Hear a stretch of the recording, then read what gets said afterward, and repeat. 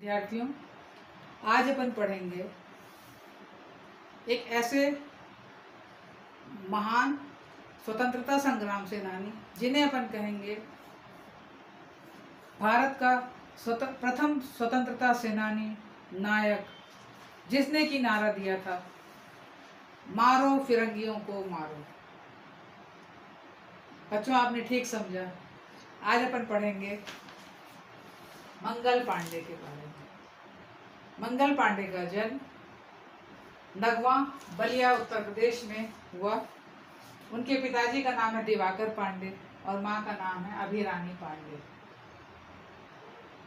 19 जुलाई 1827 को जन्म लेने वाले बालक ने 22 वर्ष की उम्र में 1849 में BNI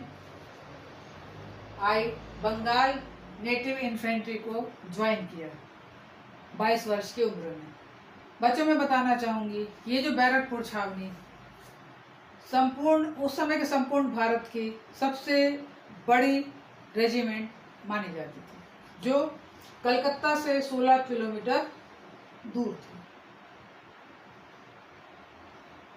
बच्चों, मैं ये बताना चाहूंगी कि ये तो सभी जानते हैं कि एक बंदूक जिसका नाम था ये एनफील्ड P53, एनफील्ड में ये बताया गया था कि यदि इसको चलाने से पहले जो उसमें कारतूस भरते हैं तो उसको खोखे खोलने के लिए जो कारतूस बना है उसमें सुअर और गाय की चर्बी मिलाई गई है।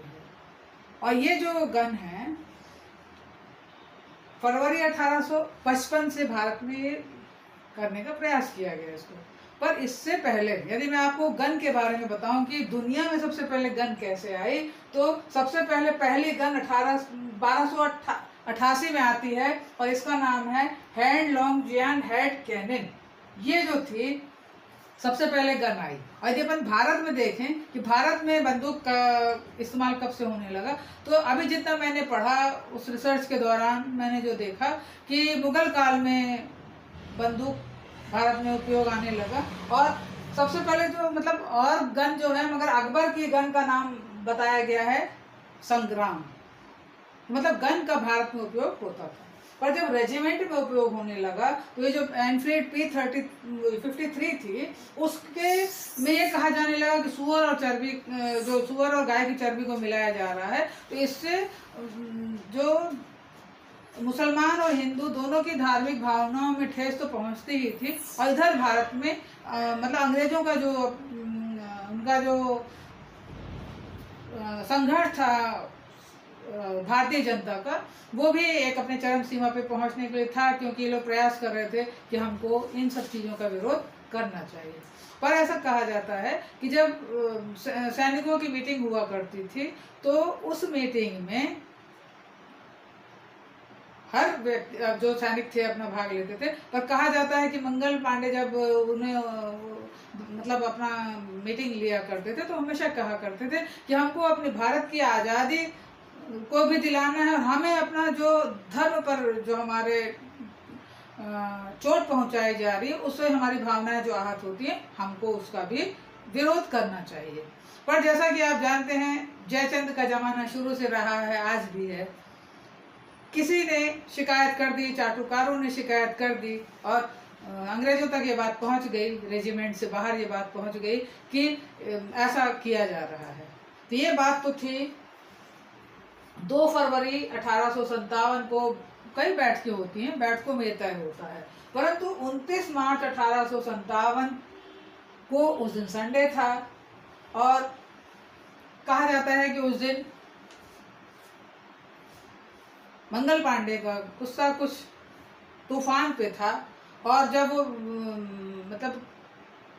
ये तय हुआ अगले दिन कि जो मीटिंग उनकी जो उनकी बटालियन की परेड वगैरह होती थी, तो उसमें उस दिन मंगल पांडे का जो थोड़ा सा जो उनका रोष था वो दिख रहा था। परंतु जब परेड होने लगती है तो ऐसा कहा जाता है कि ये जो एक रिसर्च मैंने ये पढ़ा है, मैंने एक बुक देखी है रुद्रांशु मुखर्जी जी की, उसमें उन्होंने बताया है डेडलाइन 1857 रिवॉल्ट अगेंस्ट द राज। उसमें उन्होंने बताया है, पूरा उसमें लिखा है कि ये जो मंगल पांडे हैं रेजिमेंट का कोट पहने हैं, धोती पहने हैं और नंगे पैर वहां पर वो थे।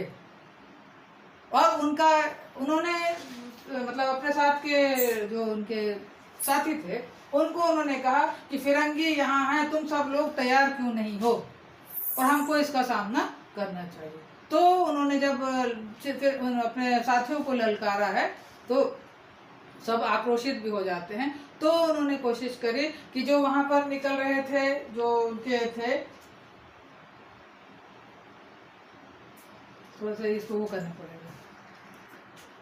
तो ये जो वहां जो लेफ्टिनेंट है BH बो, वो वहां पर थे, और मेजर ह्यूसन।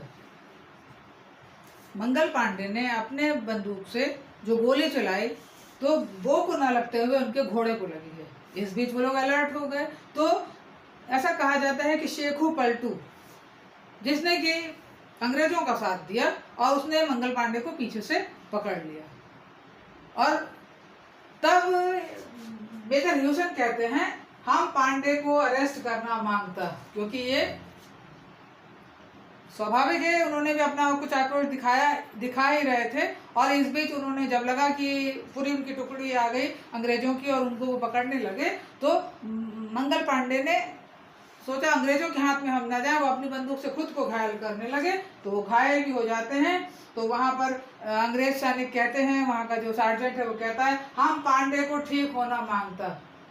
उनको तुरंत हॉस्पिटल ले जाया गया, और उसके बाद मतलब जो सैनिक अदालत होती है उसमें कोर्ट मार्शल उनका होता है, और ये तय होता है कि 18 अप्रैल को 1857 को इनको फांसी दी जाएगी। परंतु उससे पहले 10 दिन पहले 8 अप्रैल 1857 को मंगल पांडे को फांसी दे दी जाती है। और जो अंग्रेज हैं मंगल पांडे को पांडे न बोल करके, यदि पांडे को लिखे PANDEY, तो उनको वो मंगल पांडे को पांडे न करके पांडेस उन्होंने कहा, पांडेस कहा, और उन्होंने कहा कि इसके लिए हमको विरोध करना पड़ेगा। और उसके बाद से उसी दिन 8 अप्रैल मतलब आज ही के दिन उन्होंने उनको सुबह 5:30 बजे फांसी दे दी गई। और ये कहा जाता है कि अंग्रेजों ने भारतीयों से बदला लेने के लिए उस जमाने में पहली बात तो सबसे पहले 1857 के जो इनकी रेजिमेंट थी, किस उसमें थे, ये BNI में थे, बंगाल की नेटिव इन्फेंट्री में थे। तो इन्होंने क्या किया, इस रेजिमेंट को उन्होंने कैंसिल कर दिया। और ये जो इनका रेजिमेंट का जो इनका नंबर था मंगल पांडे का 1446 इनका था, जो उनका ये जो इनका नंबर था उनका एक मंगल पांडे का जो उनका सिपाही वाला नंबर था 1446 उनका नंबर था। और 1857 में जब इनको ये जो उस दिन फांसी दे दी गई 8 अप्रैल को, उसके बाद इस रेजिमेंट को रद्द कर दिया गया है। और यहाँ के जो सैनिक थे जब उनको बैरक से निकाला गया है तो इन्होंने अपनी टोपी को जमीन में कुचलते हुए अपना आक्रोश व्यक्त किया और वो छावनी से बाहर निकल गए। पर यह कहा जाता है कि 34,735 कानून, सोचिए इस का विरोध 1857 का जो एक तो क्रांति ही बहुत बड़ी फिर होती है, जो 1857 की क्रांति यहीं से तो प्रारंभ हो जाती है। और अंग्रेजों ने भारतीयों को कुचलने के लिए, उनकी भावनाओं को कुचलने के लिए 34,735 कानून ऐसे बनाए कि उनको लगा कि हम भारतीयों को बताना चाहेंगे कि आप लोगों ने कैसे बगावत की थी।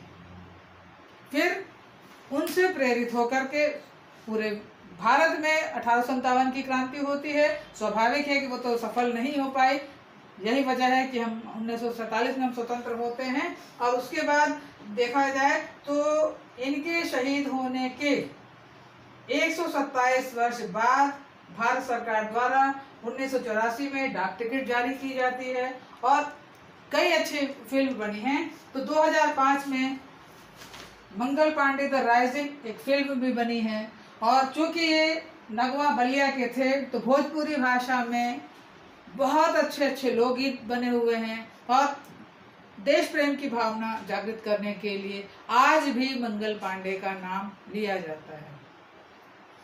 और विद्यार्थियों, मैं आपको ये बताना चाहूंगी कि मुझे बड़ा गर्व है कि मैं हमारी वंशावलियों में उनका नाम बड़े गर्व और गौरव से लिया जाता है। मैं भी मेरा भी नाम डॉक्टर ममता पांडे है।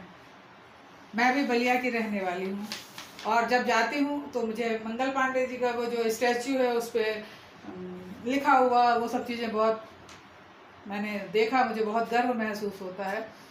यदि मुझे आज की भी फोटोज़ उपलब्ध हो जाएगी तो मैं कोशिश करूँगी उसे थंबनेल में लगाने के लिए। तो विद्यार्थियों, आज मैं आपको, मेरा उद्देश्य सिर्फ ये था कि हमको देश नायक प्रथम स्वतंत्रता संग्राम सेनानी को याद करना चाहिए, जिनके कारण हम आज स्वतंत्र होने का जज्बा रखते हैं और देश प्रेम की भावना अटल बनाए रखते हैं। विद्यार्थियों, बहुत बहुत धन्यवाद।